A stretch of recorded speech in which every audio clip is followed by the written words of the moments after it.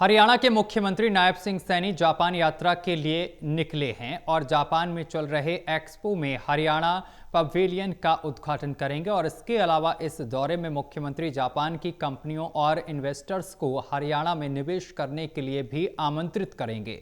Report देखिए।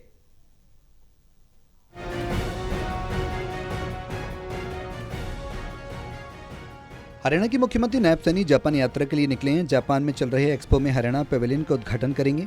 इसके अलावा इस दौरे में मुख्यमंत्री जापान की कंपनियों और इन्वेस्टर्स को हरियाणा में निवेश करने के लिए भी आमंत्रित करेंगे। मुख्यमंत्री ने कहा कि सरकार हरियाणा में 10 IIT खोलने जा रही है। सरकार के 1 साल पूरा होने पर मुख्यमंत्री ने कहा कि सरकार 3 गुना तेजी से काम कर रही है और जो बातें संकल्प पत्र में कही गई थी उनको पूरा किया जा रहा है।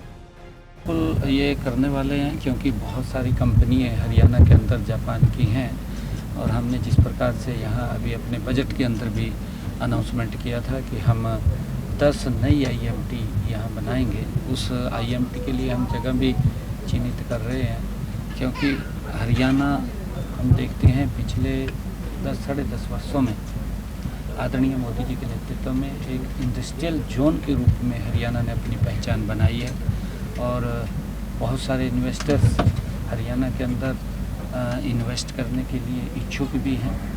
और इसी कड़ी के अंदर क्योंकि जब हमारा हरियाणा पवेलियंस का वहाँ उद्घाटन है, एक बड़ी एक्सपो लगी हुई है, उसको लेकर के इन्वेस्टर से भी मेरा अलग से मिलना रहेगा। मुख्यमंत्री ने कहा कि संकल्प पत्र के 217 में से 42 वादे पूरे किए गए और इस साल के अंत तक 90 वादे भी पूरे किए जाएंगे। सीएम सैनी ने विपक्ष पर फसलों के MSP पर प्रधानमंत्री के खिलाफ झूठ फैलाने का आरोप भी लगाया। उन्होंने कहा कि विपक्ष के पास कोई मुद्दा नहीं रहा। मुख्यमंत्री ने कहा कि कांग्रेस के नेता पार्टी के लिए लड़ाई नहीं लड़ रहे बल्कि अपने बच्चों को एडजस्ट करने के लिए लड़ रहे हैं। मुख्यमंत्री ने कांग्रेस नेता चौधरी वरिंदर को भी भाजपा द्वारा दिया गया सम्मान याद दिलवाया। उन्होंने प्रधानमंत्री मोदी के हरियाणा दौरे को लेकर खुशी जाहिर की। भूपेंद्र हुड्डा को नेता प्रतिपक्ष नियुक्ति करने में देरी करने पर मुख्यमंत्री ने राहुल गांधी पर भी कटाक्ष किया।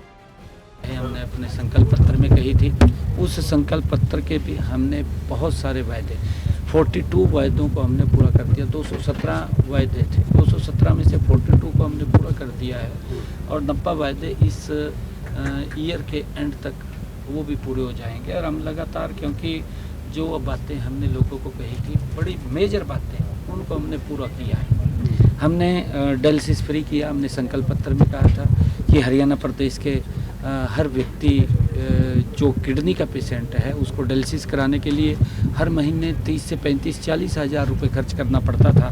बहुत भारी भरकम उसके ऊपर पैसे का वजन पड़ता था और इस बीमारी के कारण वो गरीबी रेखा के नीचे चला जाता था। परंतु हमने ये बात कही थी कि हम जब 8 तारीख के बाद आएंगे तो डायलिसिस फ्री करेंगे। हमने आते ही सबसे पहले उस फाइल के ऊपर साइन किया और हरियाणा के लोगों को आज डायलिसिस फ्री हो रहा है।